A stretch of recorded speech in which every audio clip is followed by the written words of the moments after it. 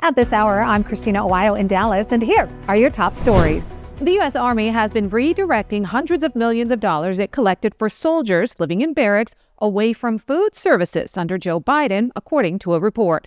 $460 a month is automatically deducted from the paychecks of service members. The money, which is essentially a tax on troops, is supposed to help soldiers with food costs. But according to a Military.com investigation, of the $225 million collected from their basic allowance payments, $151 million was directed elsewhere. It's not clear what the redirected money is being spent on. Representative Jill Tokuda from Hawaii said the data should be investigated, saying stealing food money from our soldiers is not how we achieve military readiness. The fact that at least $151 million was collected from soldiers and not spent on food as required demands not just an immediate investigation, but swift accountability.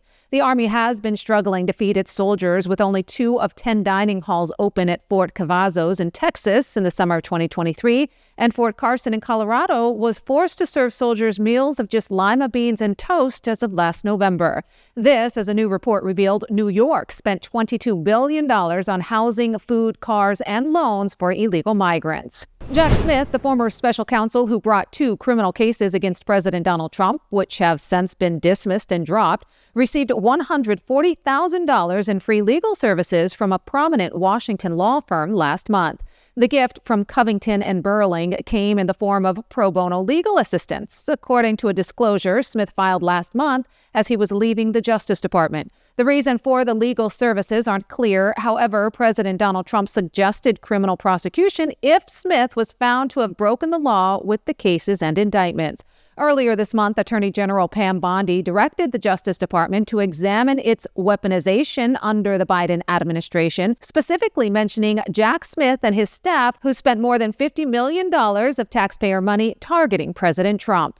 DOGE has released its latest round of cuts, including hundreds of millions in wasteful contracts that have been canceled, including $486 million to the Consortium for Elections and Political Process Strengthening, $47 million for improving learning outcomes in Asia, $40 million for Gender Equality and Women Empowerment Hub, $29 million to strengthening political landscape in Bangladesh, $32 million to the Prague Civil Society Center, and $20 million for fiscal federalism in Nepal, along with dozens more contracts. Elon Musk and his DOGE team have been working day and night to cut waste, fraud, and abuse out of the federal government, eliminating more than $102 billion so far. DOGE listing in detail everything that is being cut on X and the DOGE website in the sake of complete transparency. Jamal Bryant, a mega pastor in Atlanta, is being heavily criticized for what some are calling a hate-filled anti-MAGA sermon in which he said God will remove Republicans from government agencies if people praise him. Listen. Come on, public enemy. I came to tell white supremacists. I came to tell MAGA. I came to tell white privilege.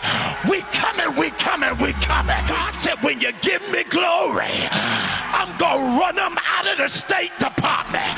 If you give me glory, I'm going to run them out of Congress and run them out of Senate. Shout like we got faith. Governor Gavin Newsom is set to spend billions of dollars on illegal migrants, according to California officials who told legislators that the current 2024-2025 budget includes $9.5 billion for free health care for illegals.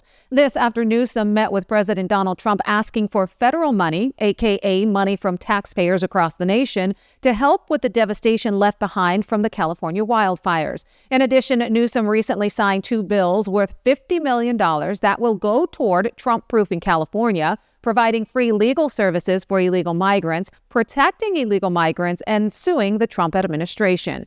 According to California's Legislative Analyst Office, the state has faced significant budget problems over the last 2 years. By their estimate, a $27 billion deficit in 2023-24 and a $55 billion deficit in 2024-25. A transgender migrant who was in the country illegally allegedly raped a 14-year-old boy in New York City. According to police, Nicole Suarez allegedly followed the boy into the bathroom of a bodega and assaulted him. After the attack, they said the boy ran out of the bathroom and asked for help from people who then contacted police. The 30-year-old, who is originally from Colombia and is a biological male, was arrested the following day and charged with first-degree rape. Suarez was wanted in both New Jersey and Massachusetts at the time, and ICE had issued a detainer that wasn't honored because of the city's sanctuary status. Many are now pointing to New York City Mayor Eric Adams, AG Letitia James, and Governor Kathy Hochul, saying they are responsible for the attack because they are refusing to comply with immigration law or cooperate with border czar Tom Homan. Democrat Judge Elizabeth Shamas lowered the bond from $1.5 million to $250,000. A message is being sent out by the White House to all the Democrats who plan on protesting against DOGE, Elon Musk, and President Donald Trump's plans to cut waste, fraud, and abuse from the federal government. This one in the words of the party's own leaders. Listen. Budget reform is not an option. It's a necessity. The American people are entitled to transparency. We can't sustain a system that bleeds billions of taxpayer dollars on programs that have outlived their usefulness or exist solely because of the power of politicians, lobbyists, or interest groups. They're entitled to be able to figure out where their dollars are going, and they're entitled to accountability to make sure that we're using the dollars for what we said it was for. We are going to go through our federal budget, as I promised during the campaign, page by page, line by line, eliminating those programs we don't need and insisting that those that we do need operate in a sensible, cost-effective way. What should be easy is getting rid of the pointless waste and stupid spending that doesn't benefit anybody. We hope to be instilling an entire new culture that not only our administration, but every succeeding administration will in fact pursue. No amount of waste is acceptable, not when it's your money.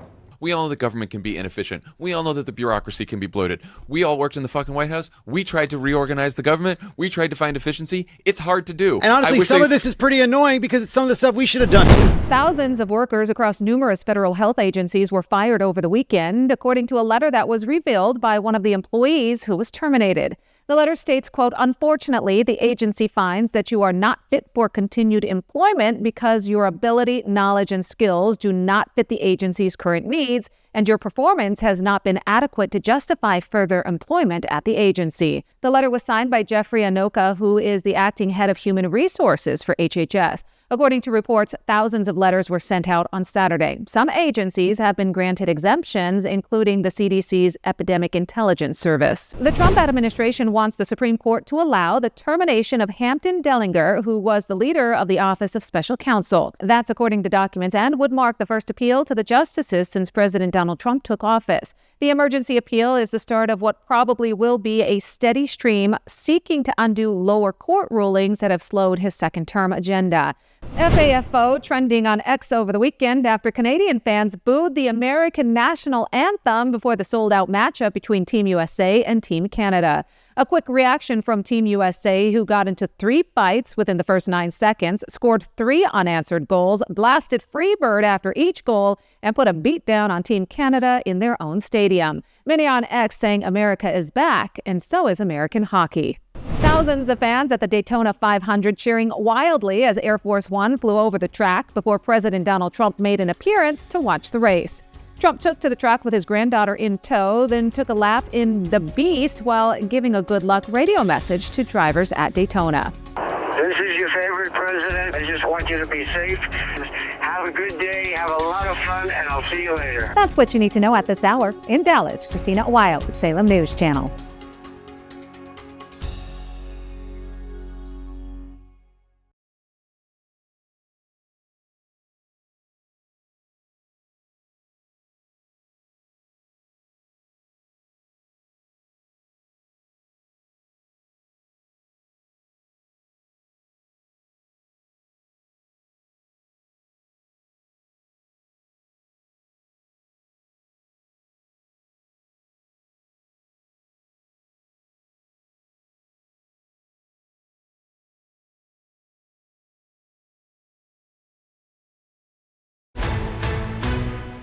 At this hour, I'm Christina Aguayo in Dallas, and here are your top stories.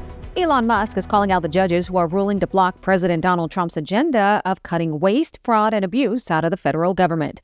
Musk saying if any judge anywhere can stop every presidential action everywhere, we do not live in a democracy. He added that if the bureaucracy is in charge, then what meaning does democracy actually have? Here are some of the actions judges have taken against President Donald Trump.